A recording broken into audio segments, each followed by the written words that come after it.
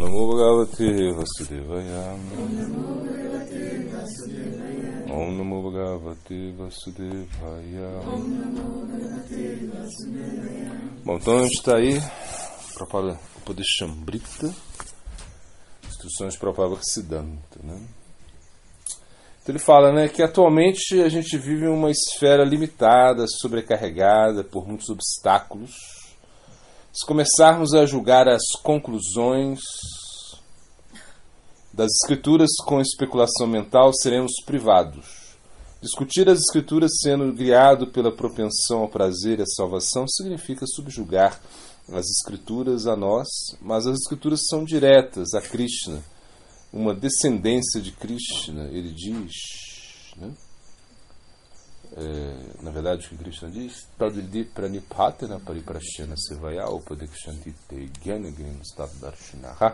então o que Krishna diz é que realmente você precisa aprender esse processo de uma maneira descendente, por isso você se aproxima do mestre espiritual, você faz perguntas, você presta serviços, você tem ele como representante do plano superior. Então nós não podemos simplesmente nos limitar. Agora nós somos limitados a esse mundo, né, que tem muitos obstáculos, esse mundo que é muito problemático, né, um mundo que não tem solução. Ou seja, por mais que nós possamos ser otimistas em relação ao mundo, nós vemos que ele não tem solução. Sempre vai haver uma competição muito acirrada pela sobrevivência, né? Arashtani Sahashtaniya Padani Chatushpadam Falguni Trata Mahata Diva Divasa Divanam. Então aí o verso ele fala que realmente os animais mais fortes eles vão se sobrepor em relação aos animais mais fracos, né? O mais forte vence o mais fraco sempre, né? E um animal é comida para outro animal. Então, realmente, a gente vive nesse mundo muito, muito limitado. E sobreviver a esse mundo já é um obstáculo muito grande. Ou seja, você sobrevive, tá excelente, você sobreviveu, né? Você está vivo ainda, né? Uma coisa assim. Essa é a nossa glória. Porque a gente não pode esperar mais do que isso, né? Assim, em termos assim, de matéria, né? Então, por isso, se nós queremos aprender as escrituras, nós temos que deixar de lado nossas limitações, né? Então, a gente tem que se aprofundar nas escrituras, nos shastras, né? Sem especulação mental, ou seja, realmente entendendo que o processo ele desce mesmo, e que ainda que existam alguns erros, por exemplo, aí um erudito falou que existe um erro no Bhagavad Gita, né? Isso eu já ouvi falar, que existe um erro num verso que eu me esqueci, que é um erro, né? A Krishna falou lá e o Vyasa escreveu e está errado em termos de composição do sânscrito, enfim. Mas o que importa? Isso não importa nada. Ou seja, na realidade, o Bhagavad Gita ele é perfeito porque nós estamos buscando algo perfeito. Então ele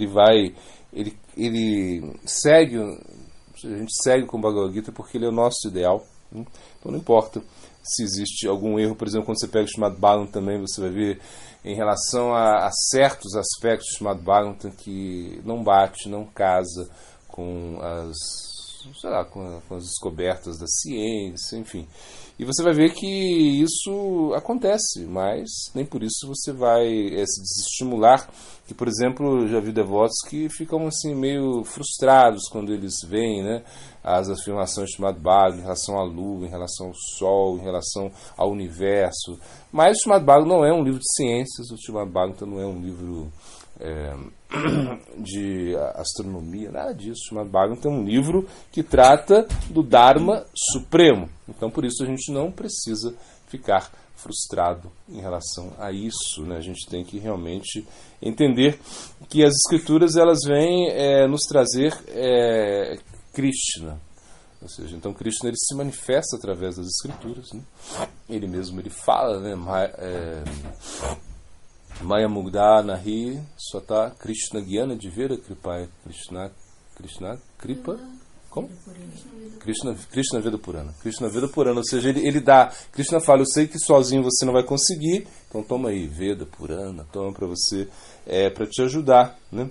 Então, na realidade, isso é muito importante, você entender que nós deveríamos entender esse aspecto. O aspecto que Prabhupada está dizendo é que a gente tem que se render às Escrituras, tem que se render a Krishna, né? A gente tem que levar isso sobre nossas cabeças, né? Então aqui ele está falando também, olha, ele fala, você tentar se tornar o Senhor é elevacionismo, né? Estamos intoxicados com o orgulho do senhorio, fingimos receber o sermão do qual somos privados. A Escritura não nos é revelada, né? Ou seja, a Escritura só vai ser revelada para quem? Para as almas rendidas, né? Então, uma pessoa fica especulando muito, e aí, se ela fica muito apegada a esse conceito, né? Que não existe diferença, que tudo é Brahman, não existe diferença entre você e Deus, né? Tatvam Asi, ou seja, você é Ele, né? Nesse conceito Mayavada, isso deve ser eliminado da nossa vida, né? Você precisa desenvolver um conceito superior, um conceito onde você entende que esse aforismo, Tatvam Asi, você é... O que o Mahaprabhu falou? Você é dele, assim ele interpretou esse aforismo. Você é dele, você é para ele. Você, então, na verdade, ele é a causa de tudo. Aham evasam evagre.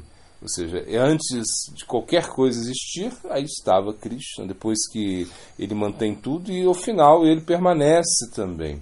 Então, o significado das escrituras, né? Yasadeve parabhakti yathadeve tato guru Tashate katita ri artaha prakashante mahatmanaha prakashante mahatmanaha, ou seja, a essas grandes almas que têm fé, tanto fé no Guru, que tem fé em Krishna, aí o significado das escrituras vai ser revelado para essa pessoa, não para qualquer um, né?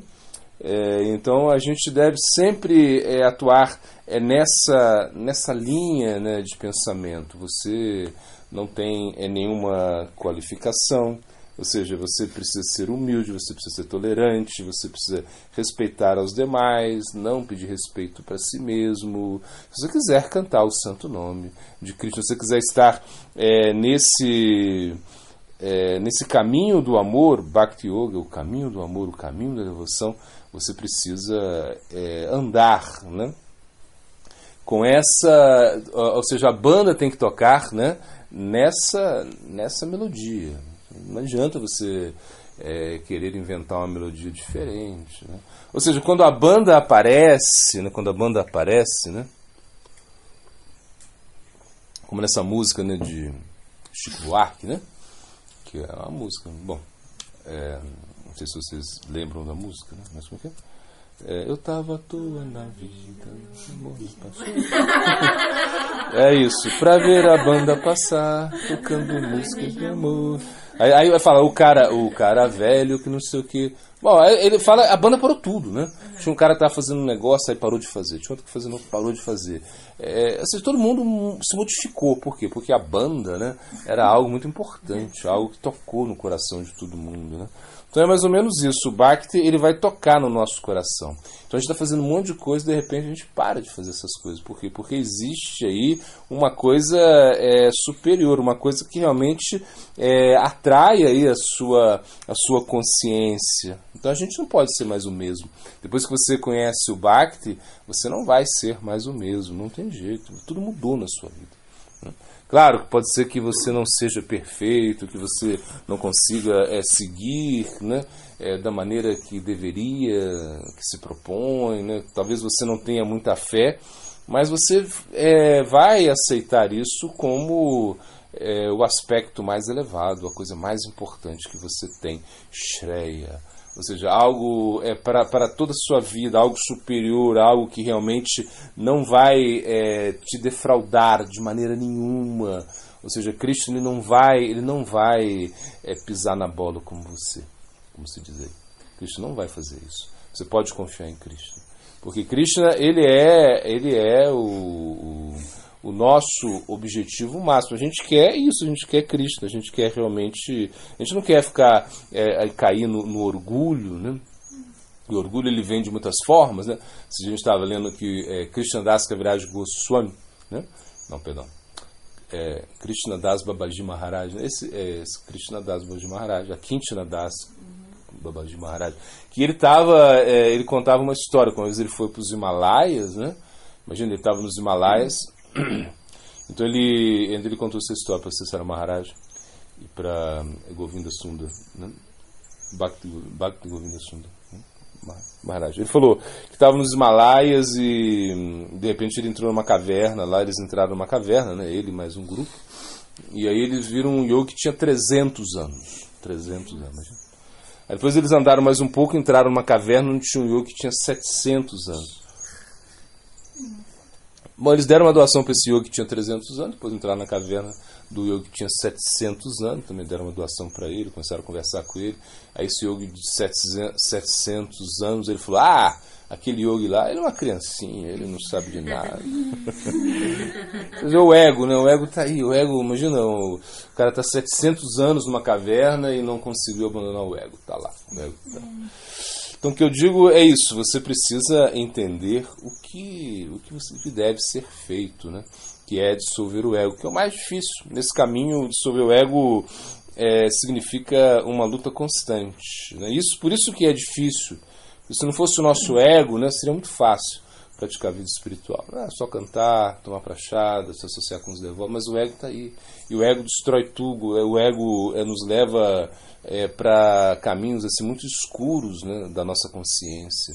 Por quê? Porque o ego ele não quer largar o osso, né, como se diz. Ele não quer, porque ele pegou em você e não larga, ele não larga não. Ele não quer se tornar uma golpe. O ego não quer virar uma golpe, o ego não quer virar uma manjari, não, o ego não quer virar um chakra, nada, o ego quer que você fique aí se identificando aí, homem, mulher, nacionalidades, o ego quer que você sofra dessa doença, né? A vidya. A vidya é a doença do ego, você tem essa doença e você não quer ser curado, esse é o grande problema. Então, por mais que a gente apresente aí as escrituras apresentem a solução, a gente não quer aceitar isso, porque a gente fala, não, você não quer isso, você não quer aceitar isso de uma maneira sincera. Então você tem que ter muita sinceridade para estourar o seu ego, né? Porque se você estoura o ego, parece que não vai ficar nada, né? Imagina. Ou seja, essa crise de identidade, não sei. Então o ego ele cria isso, né? Ele te engole o tempo todo. Então o ego, essa identificação egóica, ela está engolindo a nossa existência, engolindo a nossa consciência, que é a alma, né? Ahankara Vimudatma. Ou seja, o ego está sendo engolido aí.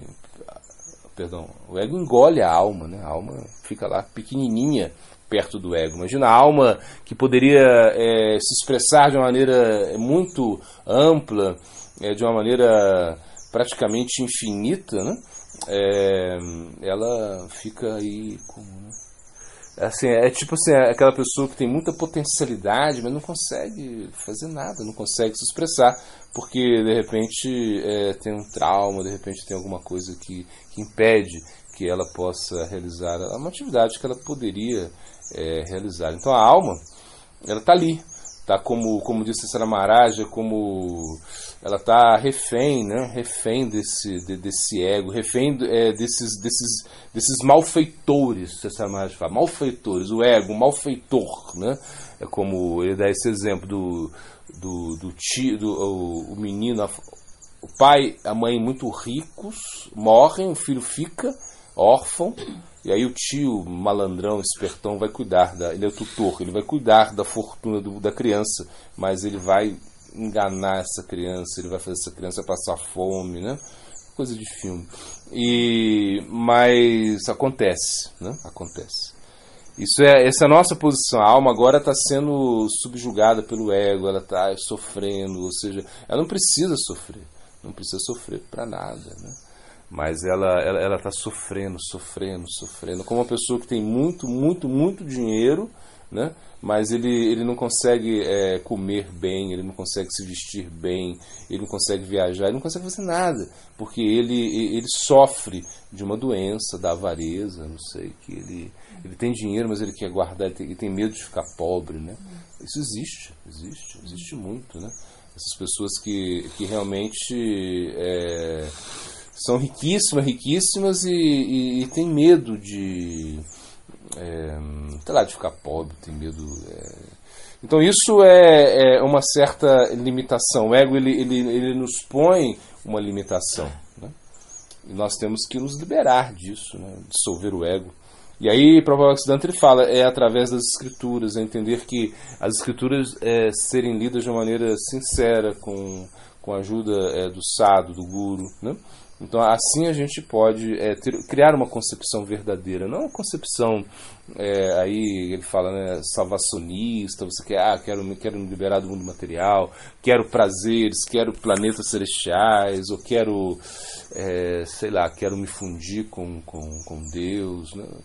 Então isso é que deveria ser eliminado. Então aceitar que realmente esse conhecimento ele está descendo, né? E não é ascendente, não é que você vai crescer com isso, subir, né?